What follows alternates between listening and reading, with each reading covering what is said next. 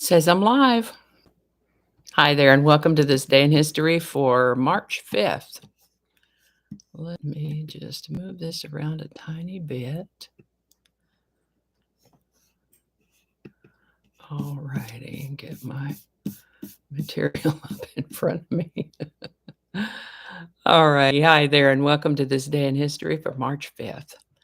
March 5th is the 64th day of the year in the Gregorian calendar, 65th in leap years, with 301 days remaining to the end of the year. Alrighty.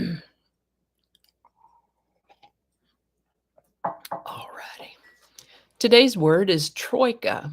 Troika, Troika. Troika is a noun that means a Russian vehicle pulled by a team of 3 horses abreast, or it can also refer to a group of 3 people working together, especially in an administrative or managerial capacity. Any group of 3 persons, nations, etc., acting equally in unison to exert influence, control, or the like. This word comes to us from Russian. The meaning of it is a set of 3. First documented use of the word troika was in the 1800s, somewhere between 1835 and 1842. Alrighty. I don't know if when I adjust my volume here, if it affects how you hear it or not, but I just turned it up. Alrighty, with that, we're going to talk today about Joseph Stalin. He was born in the Caucasus country of Georgia, which lies between Russia, Turkey, and the Black Sea. He always considered himself Georgian, and they have a different language there. He didn't even learn to speak Russian until he was about 8 or 9, and he spoke Russian with a Georgian accent all his life. Seems like he was a decent enough student, although he got into trouble with his temper a few times. As a teenager, Stalin discovered the writings of Karl Marx and became a devotee of Marxist philosophy. He led protests and demonstrations and practiced various criminal enterprises to fund his activities. He was arrested several times and exiled. We're not even talking about the women here. He was a good-looking young man and seems he didn't have any trouble charming women.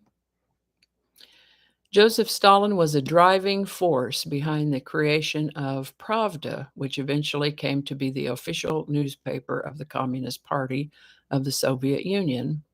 He was arrested, imprisoned, and escaped prison a surprising number of times until the Russian Revolution in 1917.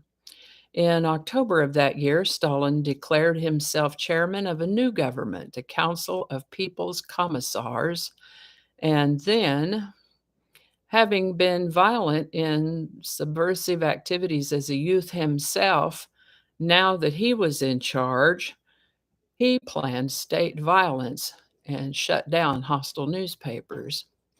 World War I was going on by this time. The Russians were involved in a civil war of their own. The Bolsheviks had seized power, and not all of the populace was on board with this. So Stalin ordered the executions of anyone he suspected of being a counter-revolutionary. He had also been put in charge of food procurement, and he used state violence to achieve this as well, torching several villages along the way. While his forcefulness was alarming to some members of the Central Committee, they admired his decisiveness, determination, and willingness to take on responsibility, and granted him the Order of the Red Banner Award for his wartime service. And then they nominated Stalin as party's new general secretary. Some were concerned that, in addition to his other responsibilities, this might give him too much power. Those concerns would prove to be valid. He appointed people that he knew would be loyal to him, and he removed people that he felt would not be fully supportive of him for positions all over Russia. In 1927, there was about a 30% shortfall of grain from the previous year's harvest. And Stalin decided that the kulak farmers must be skimming and keeping some for themselves. And he went out and ordered them to be arrested, confiscated all their grain and sent procurement squads out across the country with orders to coerce peasants to release presents, not presents, uh, with orders to coerce peasants to release their harvests. Kulaks were rounded up and exiled to other parts of the country or to concentration camps. And as I read that, I wonder who they thought was going to do the farming then, since they sent all the farmers away. Well, they established collective farms and state farms where they coerced peasants to volunteer to join these collectives. Collectivized peasants resented the loss of their private farmland and productivity slumped. Famine broke out in many areas. Social unrest followed. People get a little edgy when they don't have enough food. Stalin introduced a system of farmers' markets so that these peasant farmers could sell any extra, they could trade their extra produce. But simultaneously, he tightened down such that theft of even so much as a handful of grain was a capital offense. Bad weather affected crops adversely, and a major famine occurred in the winter of 1932-33, wherein 5 to 7 million people died. Stalin blamed the famine on hostility and sabotage from within the peasantry. Stalin would not acknowledge that his own policies had contributed to the famine, and the famine was kept from foreign observers. In 1934, a prominent party member was murdered, and this led Stalin to become concerned about the possibility of his own assassination. He instigated increased state repression, established a group called Troikas that would act as judge and jury without actually involving the courts at all. And then he ordered these troikas to expel suspected counter-revolutionaries from cities. Over 11,000 people were expelled from Leningrad in the following year. Over the next few years, he got rid of anyone he didn't like or thought didn't like him. And this came to be known as the time of the Great Purge or the Great Terror. He issued an order number 00447 that actually listed 268,950 people who were to be arrested, and 75,950 of those were executed. Besides that, about 1.6 million people were arrested, 700,000 were shot, and an unknown number died while being tortured. As one might imagine, the terror damaged the Soviet Union's reputation, both within and abroad.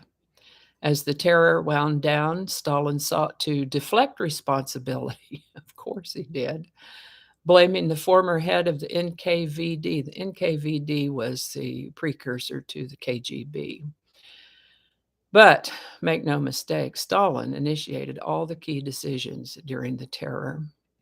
That's pretty much how it was with Stalin. After World War II, there was yet another famine, 1946-47.